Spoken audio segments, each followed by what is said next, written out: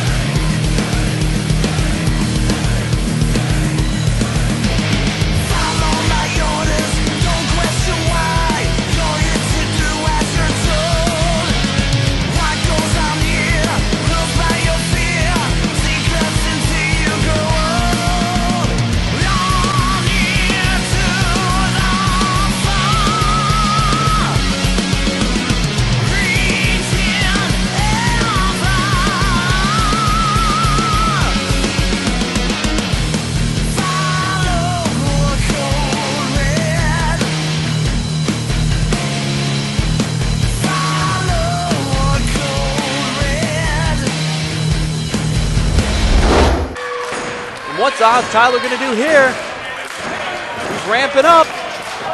He's getting ahead of steam. And he goes flying over the top rope. Front flip crashing into A2. Both men falling to the floor. You have to believe A2 did not anticipate this kind of fire from Oz Tyler. I mean, we're a long way from talking upset here, but can you imagine in his second ECWA appearance if Oz Tyler could score a victory over the man who just competed for the heavyweight championship? Yeah, me neither. But I tried to make it sound convincing, and that's the important thing. Well, regardless of the fantasies at play, it is still Oz Tyler in control. Triumvirate of forearm shivers, and then with a mighty right boot to the midsection, A2 decides he's had enough of playtime.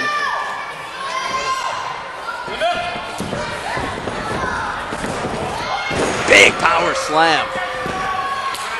Covered here, lackadaisical as it may be. And Oz Tyler up at 2, and immediately just the heel of A2's boot to the middle of Tyler's back.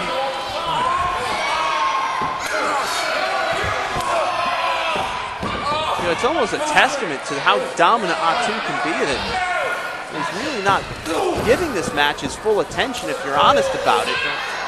He can still dominate. Oh my goodness, look at the strength. And he just used his shoulder to effectuate a backbreaker. Are you kidding? There's the cover. 2.5 again as Oz Tyler kicks out, but I have never seen a human being hoist another on their shoulder and then go for a backbreaker. And that chop just lighting up the chest. Oz Tyler trying to fight back, but yeah, good luck with that, kid. Yeah, not so much. And again, A2 just searing his handprint onto the chest of Oz Tyler. I mean, give Oz Tyler credit that he's lasted this long. He even got some offense in along the way. But now A2 really starting to assert his dominance. Another cover and another kick out by Oz Tyler, who's trying one more time to get some energy, some momentum. A2 just kind of looks nonplussed, like, yeah, whatever. Go ahead. You can try. Sure, that's kind of cute. Yeah, that too. And oh, there's the clothesline. Surprisingly, the first one thrown by the big man in Blackheart's back pocket. And there's the cover. Again, lazy pinfall attempt. 2.5 as Tyler kicks out.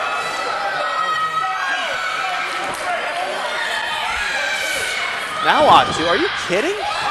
Going to the top rope. This is not standard territory for the big man. Goes for the clothesline and misses. And Oz Tyler an opening, an opportunity. Kenny sees it. A2 looks to be favoring that right knee after landing. Could the stars align? Oh, Tyler going for the clothesline. I don't know why he's not going after that knee. Clothesline again. Third one the charm.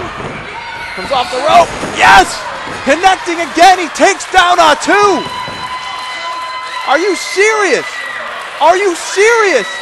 Oz Tyler going up top.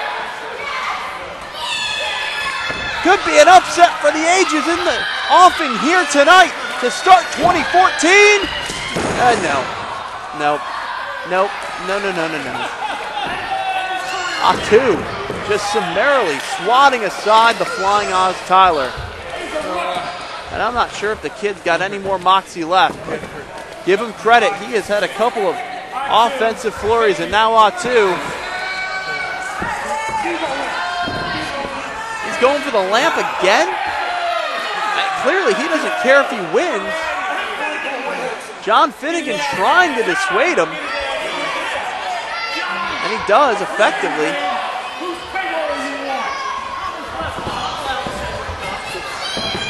Now here's A2. Up. Big choke slam. Cover. 1, 2, 3. That will do it.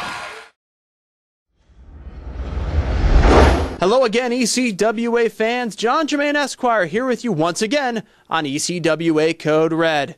Let's talk about the Monster A2. Well, you don't really talk about the Monster A2. You just kind of hypothesize. To talk is to know. We don't really know what goes through the mind of the Monster A2. Nobody does. I don't even think A2 does. But we do know this. He came within a whisker of taking Big Red, the ECWA Heavyweight Championship belt, off the waist of Kekoa the Flying Hawaiian, and he rebounded in a big way, picking apart the young, earnest newcomer, Oz Tyler.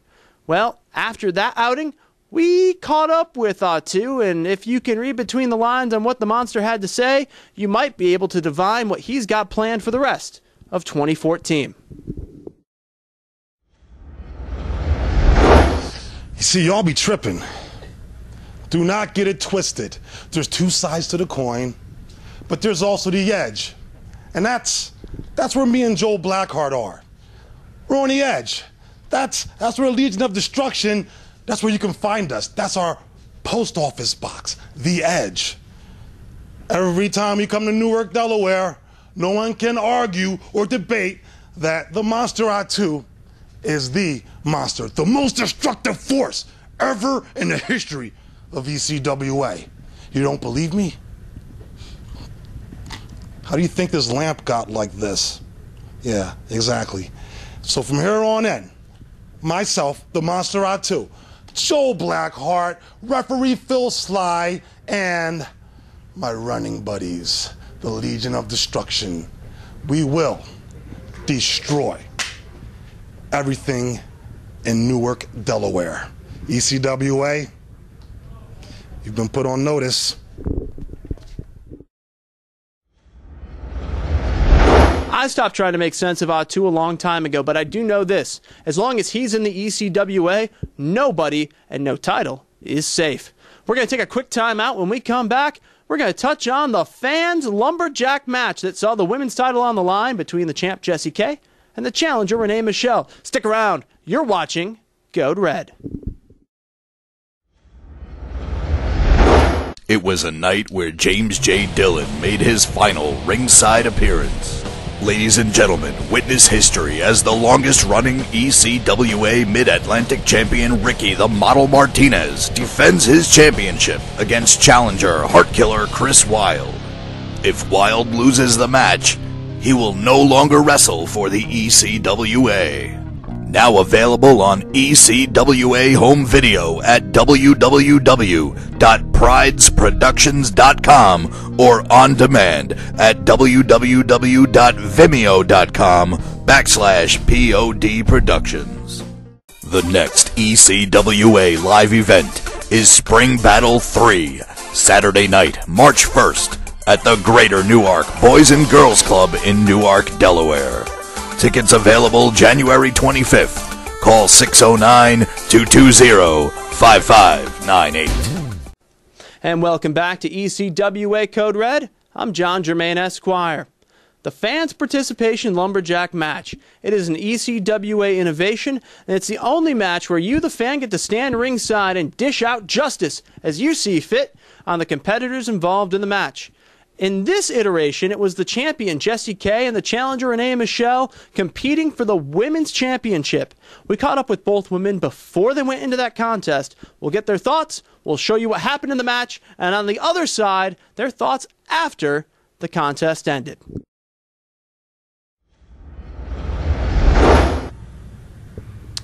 Ladies and gentlemen, boys and girls, yours truly, the one undeniable, beautiful Renee Michelle. As for Jessie Kay, Jessie, I've been working my butt off just so I could be able to get that belt, the woman's title. And you, for whatever strange reason, keep screwing me over again and again and again. I got one word for you. Tonight is your last night having the woman's title. While I come in as the challenger, I will leave as the champion. I got one word for you, Jessie. Get off your high horse, because I'm going to knock that little crown off your head. I will become the ECWA, the new ECWA Women's Champion. And you're just going to be a broken little girl, a complete loser.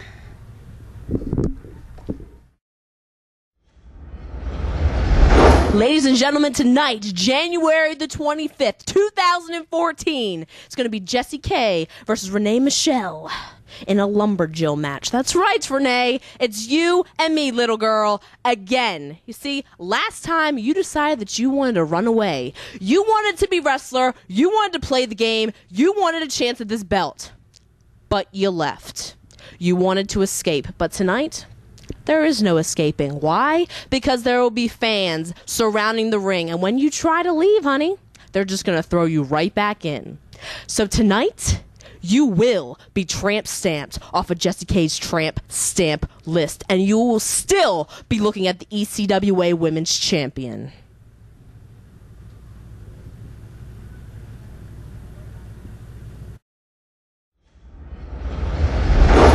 We've got 12 Lumberjacks on the outside, one of which is the boss, Mike Tartaglia. Terry is the guest referee who's previously had issues with the challenger, Renee Michelle. And oh yeah, the champion, Jessie Kay, is gunning to defend her title once again. Should make for a flammable mix of ingredients here to kick off the back end of the first show of 2014 for ECWA. The bell has rung and we are ready to get underway.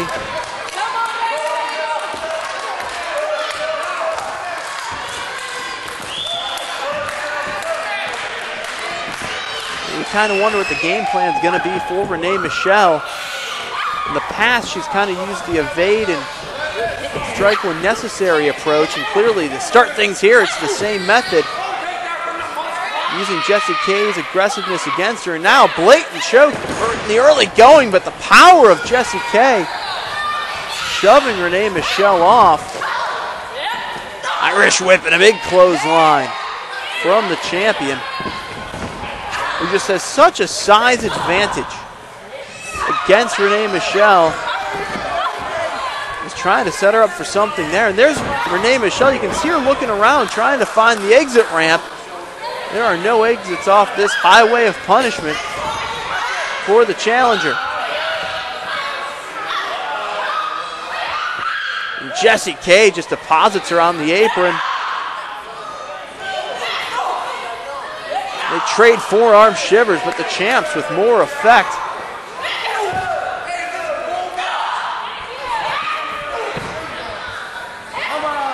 Renee Michelle, outside in, wants a sunset flip, gets it.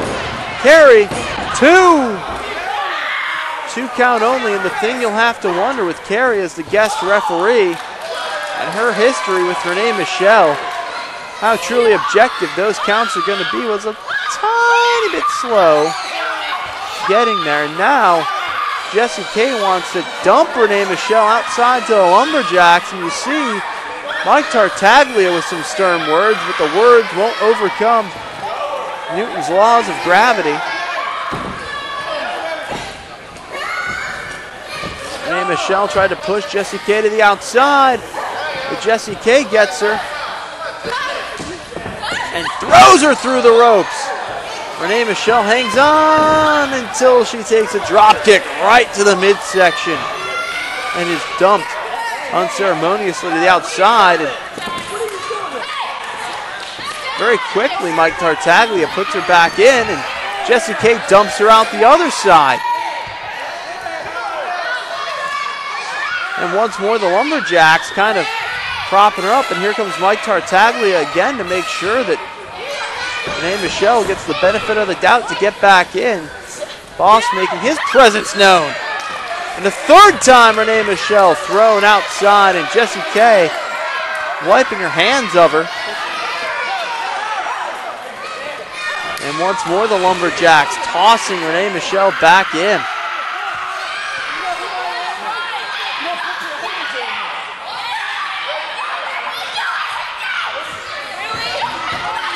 And Renee Michelle just screaming at Jessie K, now turtling up. Not long enough though. Kick right to the chest. Cover 1, 2. And Renee Michelle kicks out at 2 and change.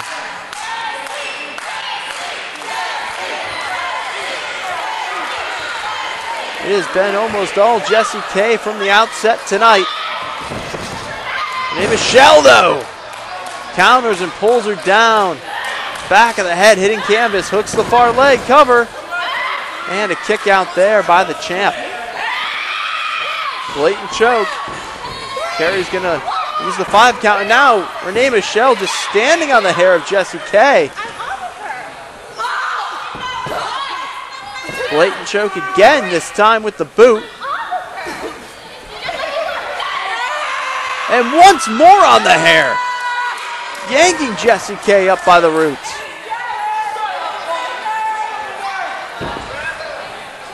The first real sustained offense from Renee Michelle in this contest.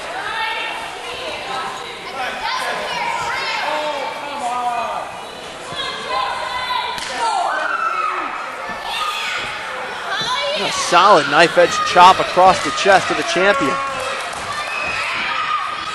Wanted to go crashing in, but nobody home. Jessie's got her with the neck breaker. With both women down, Carrie's going to use the 10 count.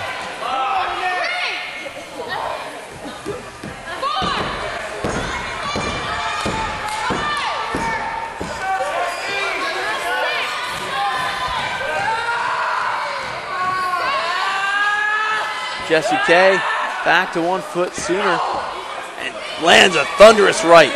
Renee Michelle tries to answer, but this is not going to be the forte of the challenger against the champion. Jessie K doubling up those forearm shivers now. And then a third. And a big clothesline from the champ. And a back elbow follows up, and she is just rocking the challenger now. And oh my goodness, what a back suplex. That could do it. 1, 2, and a kick out somehow by Renee Michelle. She was just ragdolled on that back suplex.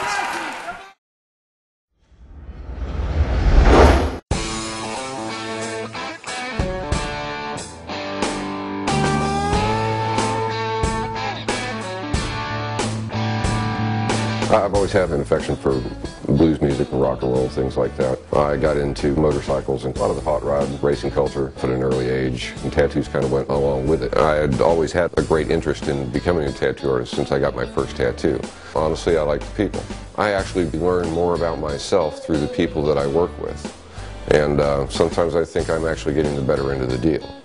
They're getting nice tattoo work, but I'm getting a lot of insight into people in general and humanity. What we do is to try and make people feel relaxed. We do that with a lot of things in the shop, from the colors selected, but also the lighting. The music is not overly loud and blaring. So it's a place where somebody can come in and feel comfortable. I do a lot of research and study into cross-contamination, bloodborne pathogens, diseases, how diseases are transmitted. I started breaking the elements in my shop down into what they call common safety zones, as well as biohazard areas, to further reduce the risk of cross-contamination and making tattooing a little safer process. I have a great deal of concern for my clients and their health and safety and well-being, as well as the people that work in the shop with me.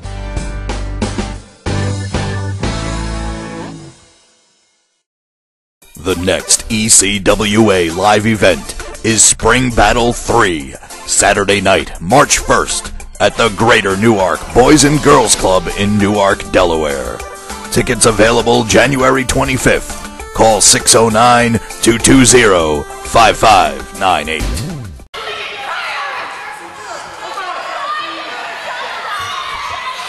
Renee Michelle perching on the middle rope. She's got Jessie K over there. But Jessie fighting out. Again with those rights. With such devastating effect. She's got Renee perched and drops her face first from the middle turnbuckle. That could do it.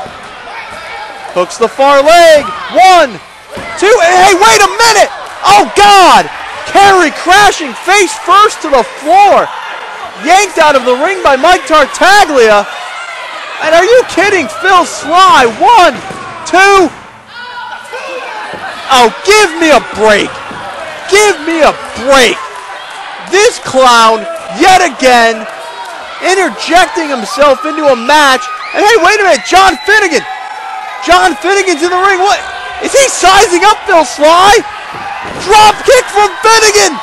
Are you kidding me? Jessie hooks the leg. 1, 2, 3, and that will do it.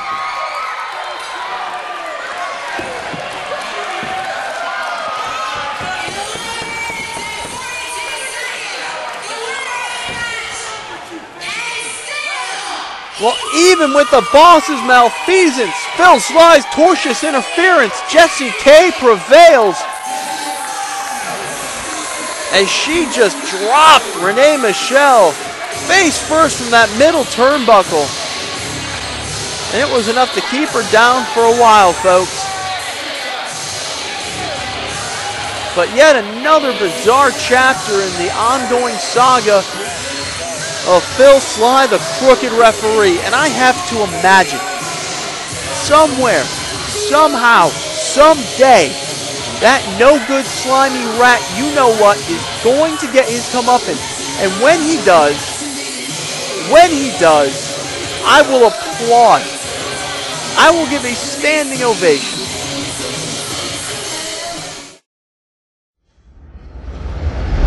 Jessie K, I don't know how you got lucky this time, but as of March 1st, me, you, Sly Guy here, and Finnegan, I'm going to put you out of business once and for all. Forget about the belt. I want to make sure that you're out permanently. Tell him, sweetheart. Let me tell you something. March 1st, everybody knows I'm the only undefeated superstar here in ECWA. Darling, we're going to be 2-0 March 1st. Finnegan, you put your hands on me tonight, my lawyer will be with me March 1st, and I guarantee Zanoe, listen, somebody's getting sued again. You could believe that. Phil, I've known you for a lot of years, and I guess it's come to this. I've watched your antics show after show, match after match. I guess on March 1st, this is the way it's going to have to come to an end. Me and Jessie, you and Renee, I guess that's the way we're going to have to settle it. Tell him, champ. You know, Renee, it's sad. It is so, so sad that you couldn't be woman enough to have a clean match between you and me. No, you had to bring another friend into the mix. You had to bring some drama into the mix. Well, it doesn't matter who you bring. Phil, okay, Phil, Renee, it doesn't matter. Me and Mr. John Finnegan over there, March the 1st, your team will be going down. We're going to be taking care of business. I'm not intending on leaving this business. Well, there you have it. Jessie K retained her women's championship with the help of you, the fans, both literally and figuratively, mostly literally. But you have to believe it's not the last we've heard from Renee Michelle. Quick timeout here on Code Red. On the other side, we'll wrap up this week's episode and give you a sneak peek into next week's edition. This is Code Red. It was a night where James J. Dillon made his final ringside appearance. Ladies and gentlemen, witness history as the longest-running ECWA Mid-Atlantic champion Ricky the Model Martinez defends his championship against challenger Heartkiller Chris Wilde. If Wilde loses the match, he will no longer wrestle for the ECWA. Now available on ECWA home video at www.pridesproductions.com or on demand at www.vimeo.com/POD Productions. The next ECWA live event is Spring Battle 3, Saturday night, March 1st, at the Greater Newark Boys and Girls Club in Newark, Delaware. Tickets available January 25th. Call 609-220-5598. And welcome in one final time on this edition of ECWA Code Red. I'm John Germain Esquire. Well, as we discussed at the top of the show, A2 seems to have a big 2014 planned. But you also have to wonder what Joel Blackheart, the leader of the Legion of Destruction, has in mind for his cohort of evil as they round into form come springtime. We'll see all that and more Saturday, March 1st at Spring Battle 3. Speaking of things we'll see at Spring Battle 3, it'll be Renee Michelle trying to recoup after her defeat at the hands of Jessie K in the fans' participation lumberjack match, not just for her sake, but for the sake of her man, Ricky the Model Martinez. What's the future hold? We'll find out together come March 1st. But on the next edition of this program, Code Red, we'll have exclusive comments from the Heartkiller Chris Wilde, the Mid-Atlantic champion, not only on his most recent match against Azrael, but we'll also exclusively here let you know his opponent for Spring Battle 3. Well, that'll wrap it up for all of us at POD Productions and the East Coast Wrestling Association. I am John Germain Esquire. We'll see you next time when we go Code Red. ECWA. Become a fan all over again.